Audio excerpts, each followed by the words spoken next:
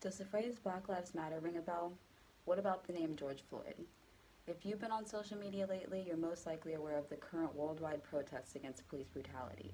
Considering all the riots, looting, and fires that followed these protests, it's easy to assume that the group behind the protest is not positive and it's a anarchist group or an anti-police supportive group. Though their group has been harshly criticized, downplayed, and underestimated, members are eager to defend themselves and continue their fight for justice and equality. The group behind the action is known as Black Lives Matter, and currently more than ever, their community has been subject to a lot of propaganda, criticism, and controversy. Those with an opposing perception of the matter have depicted it as chaotic and destructive. According to a press release announced on June 1st of this year, Montgomery County Commissioner Joe Gill claimed the current demonstrations in Philadelphia are not protests. They are riots fueling a bogus narrative of police brutality and white racism. He claims the Black Lives Matter group is a hate group of far-left radical enemy combatants, and they're undeserving of any sympathy. Since Gill's colleagues, chair commissioner and vice chair, have attempted to legally censor him in their online petitions for his resignation.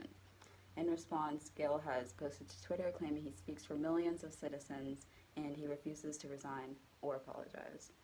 So, what exactly is the Black Lives Matter movement? According to a Salem Press Encyclopedia, this movement began with the acquittal of George Zimmerman. It was formed by a single Facebook post, and the African-American women who started it were Alicia Garza and Patrisse Cullors, who now have thousands of international supporters participating in these protests physically and digitally. Zimmerman was a neighborhood watchman in Sanford, Florida, and while working, he shot and killed an unarmed black teen named Trayvon Martin. He later claimed self-defense and hadn't been accurately held accountable. And considering the injustice regarding the case, infuriated black citizens felt as if the justice system didn't apply to them. The exoneration of this murderer just confirmed that discrimination and prejudice are still extremely prevalent in our society. So, the Black Lives Matter community now focuses on each and every death of unfair treatment by law enforcement due to race, and it only demands justice for these victims. In an ABC News article posted the same day as the Philadelphia press release, Patrisse Cullors stated, "Everybody wants to be apologized to. Everybody wants to be told, I'm sorry, what I did was wrong, it was unacceptable, we won't do it again, and this is how we change." Cullors also commented on the destruction by some protesters, stating, "The Black Lives Matter community is always pushing peace." She claimed tens of thousands of people peacefully protest, but it was the law enforcement who escalated the violence. She stated that it's extremely important that we identify who the real aggressors are and who they've been for decades. We've seen police be aggressors in protests, we barely get accountability, and we never get change. So what are the people to do? That leads to the questions. Is the protester right?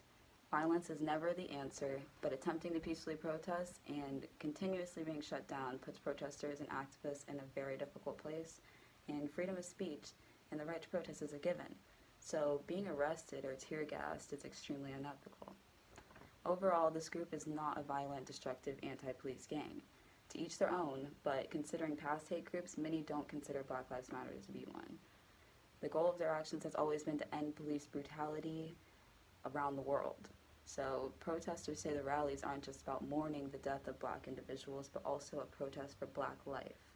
They demand a change in the justice system and arrest of the officers involved in the murder of George Floyd. Some see their demands as ethical and genuinely want a positive change, but many continue to see their fight as a defiance against authority. It seems as if history has repeated itself in the sense that fair treatment and civil equality isn't given to those with colored skin. But with perseverance and a strong sense of self, the Black Lives Matter team continues to fight for the right to justice and equality involving law enforcement.